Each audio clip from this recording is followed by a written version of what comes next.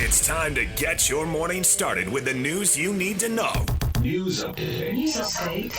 This is what's trending with DJ and PK. Hashtag Utah Jazz. The part that I love and see and feel more than anything is that they're developing this collective attitude that they're in it together. And I've said to you guys before, sometimes with a lot of young players, the concern is that they start to compete with each other. And part of that's natural and part of that's good. But if it's too much about the competition between the guys, that tears away at the fabric of the team. I haven't felt that at all. Will Hardy talking about the development of his young players. The Jazz are back in action tonight. They are in New Orleans to face the Pelicans. A big game in the race to the bottom. The Jazz are sitting on 10 wins right now. The Pelicans are sitting on 10 wins right now. Who gets number 11? If you're into Tankathon 2025, this one's massive. And then Monday they'll do it again. The Jazz are taking this very seriously. Walker Kessler is resting. He is listed as out. Lauri Markkanen, Johnny Juzang, Micah Potter, John Collins, Jordan Clarkson, Taylor Hendricks, obviously. So it's quite the list. And it's most of the Jazz best players. Can Colin Sexton go for 50 and power the Jazz to victory? Bryce Sensabaugh, bring it on. We talked about this late in yesterday's show. The real key here is, yeah, you can do the Tankathon thing, but there's still lottery odds about who moves up to number one, and that just comes down to luck. But the other part of the equation to pay attention here is, how far do you fall? If you have the worst record, you can't fall past fifth. If you have the second worst record, you can't fall any further than sixth.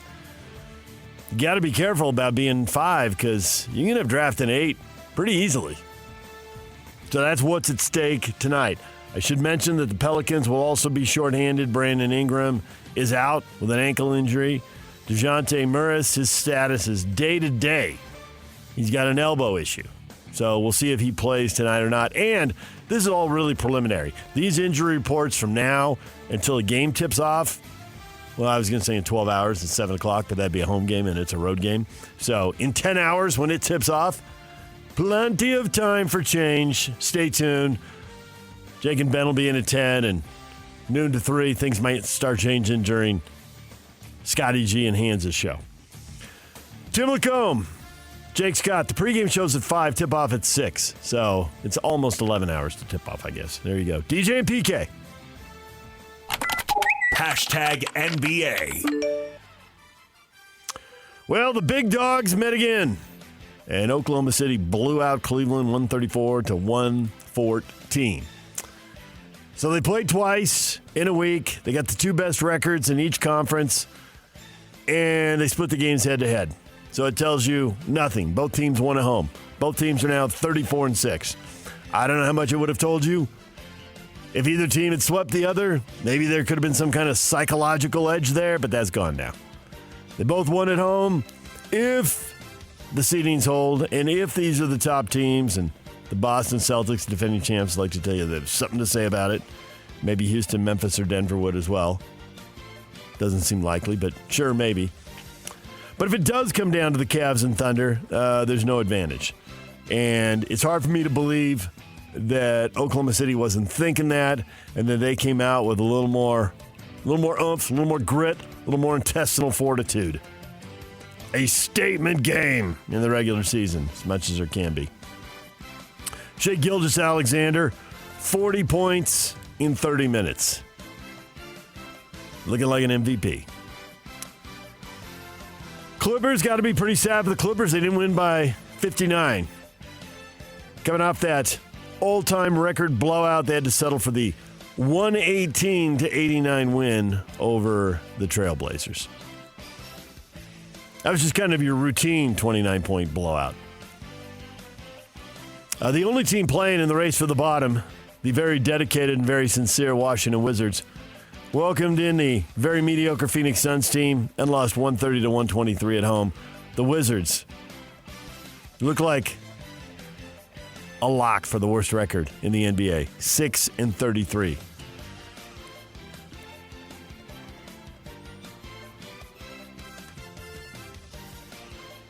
I wouldn't waste my money on this, but what do I know? Maybe they're not wasting their money. Maverick Carter, who is LeBron James' business manager, has been enlisted as an advisor by a group of investors seeking to raise $5 billion to form an international basketball league that would serve as a rival to the NBA. The group, which includes multiple private equity funds, is looking to form a league consisting of 6 men's teams and 6 women's teams playing games around the world in barnstorming style. Per reports.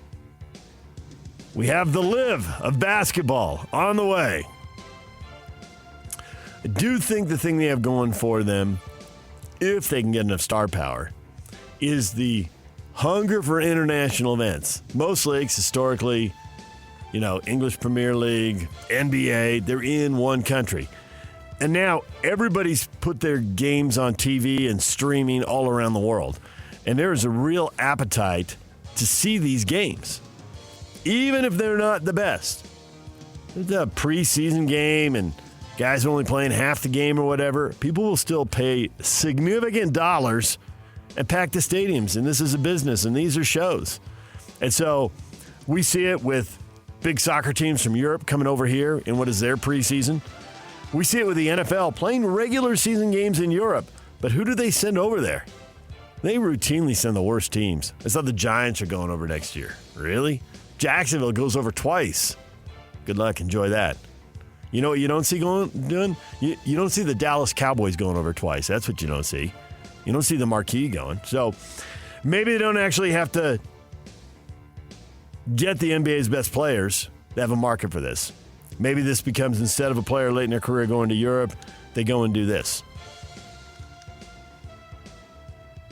LeBron says he's not involved, even though Maverick Carter is an advisor. DJ and PK. Hashtag college basketball.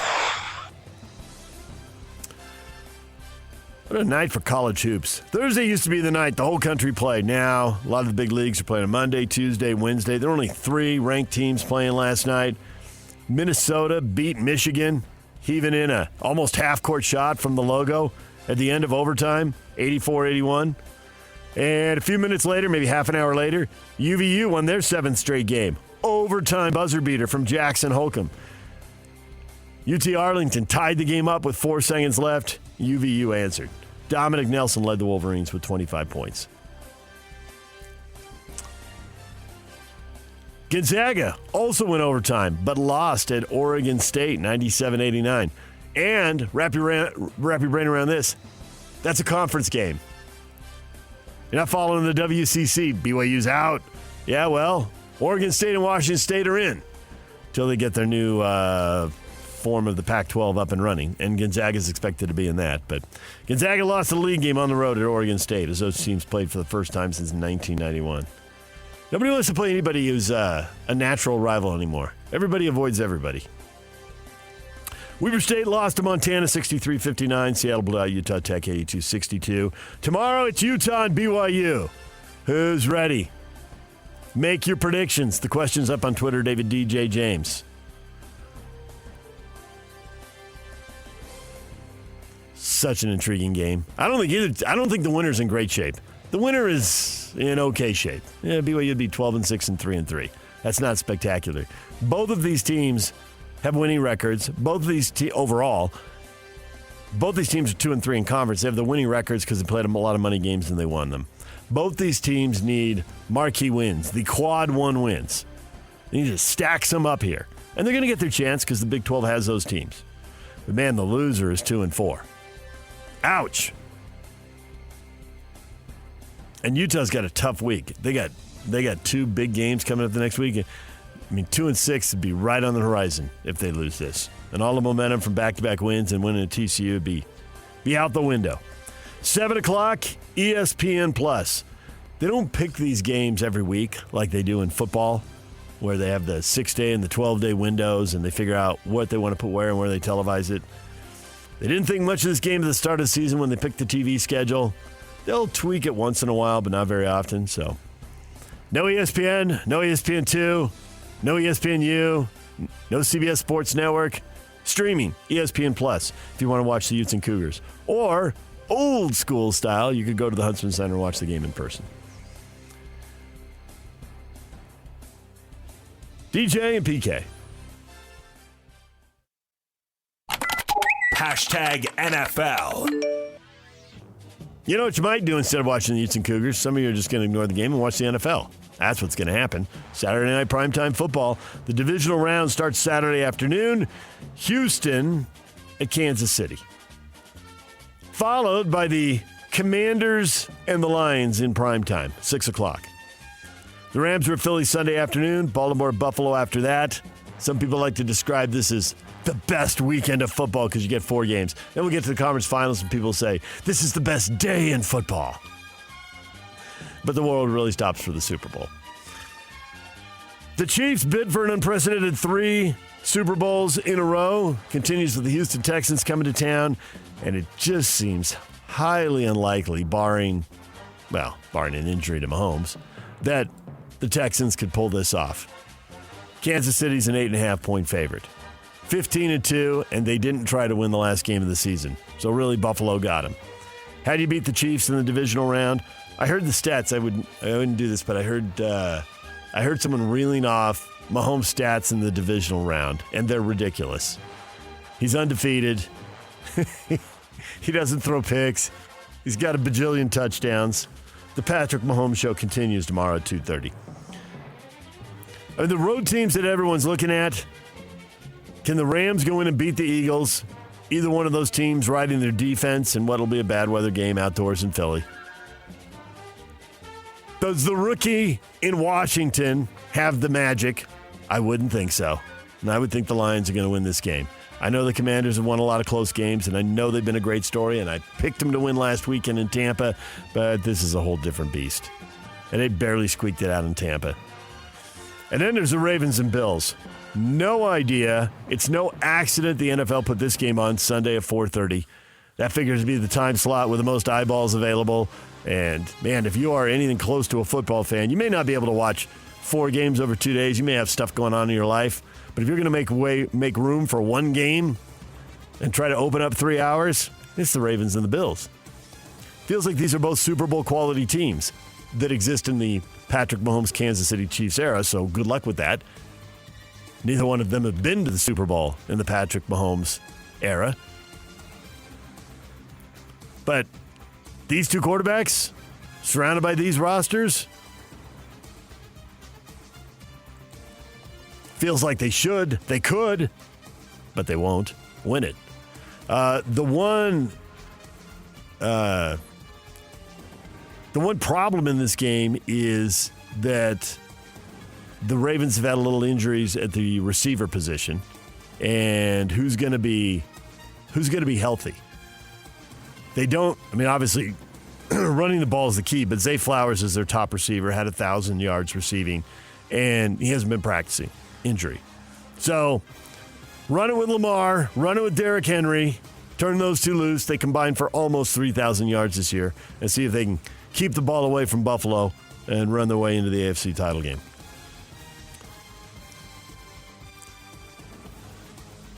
Tom Brady quieting talk that he's going to leave the Fox broadcast booth.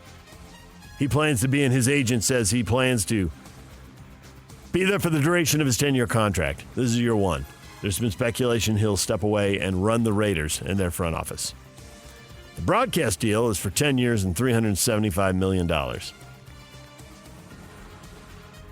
What's more likely, him walking away from that, or Jimmy Butler walking away from $52 million in Miami next year? He can opt out. He's not happy. He just got suspended. Tom Brady walking away. That's more likely. From $375 million? I don't think anybody's walking away from that. If he could buy the Raiders in the end, I think he would do it. Oh, if he could buy the Raiders? That's why he's got a stake in it right now. Yeah, but majority ownership, that's a lot of money. It's hard to make that kind of money as an employee. You got to make that kind of money as an entrepreneur. He's been a well-compensated employee, but that's a very expensive business to buy. Dolphins have been identified as one of the teams to play the first regular season game in Spain next season. Madrid is going to be hosting the game. So it'll be the Dolphins and somebody. DJ and PK. Hashtag college football. Winning pays.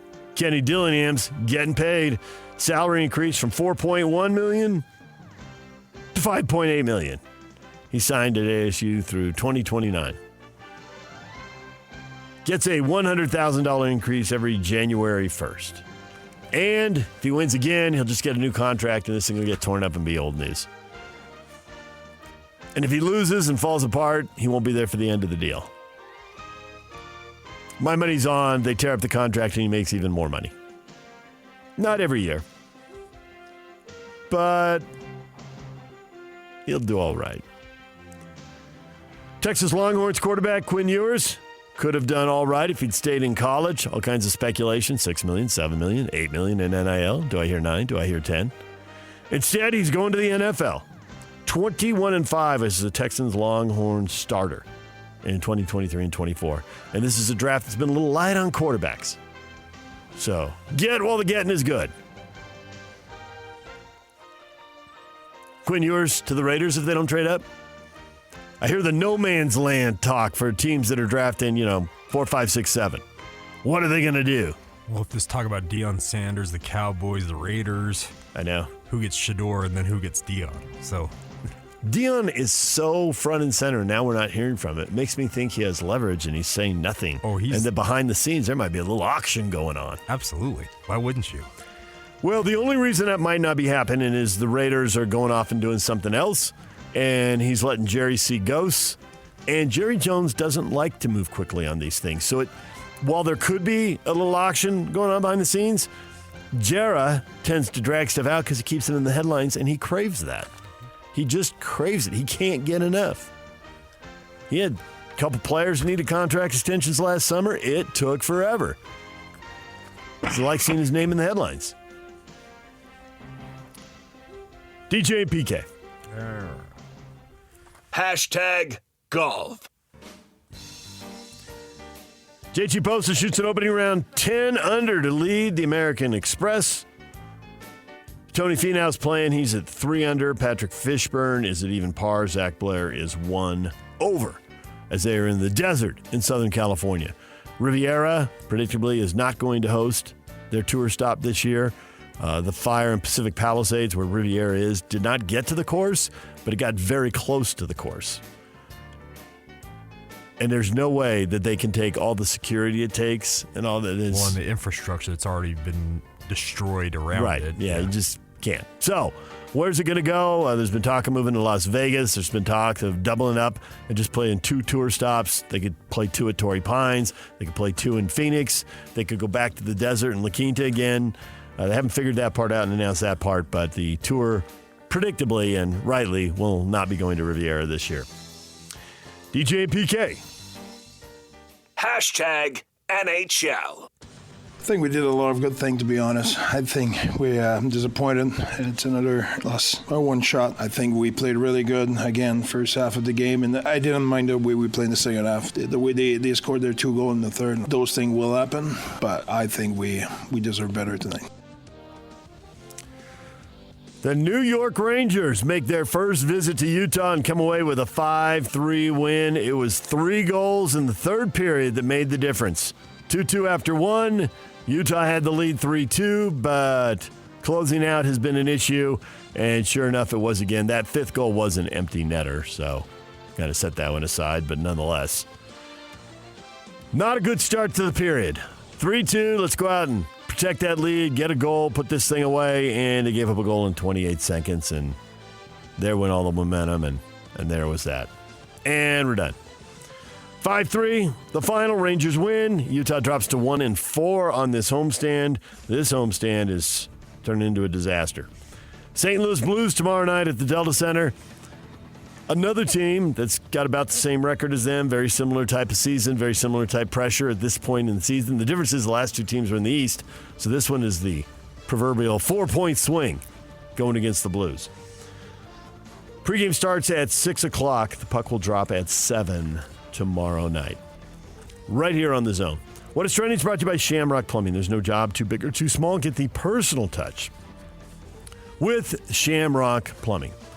Coming up, David Locke, radio voice for the Utah Jazz here at 8 o'clock in advance of the game with the Pelicans. Kevin Graham, talking football, talking playoffs at 9 o'clock. DJ and PK, through the magic of radio, we are talking changes. Times are a-changin', and that is next. Stay with us.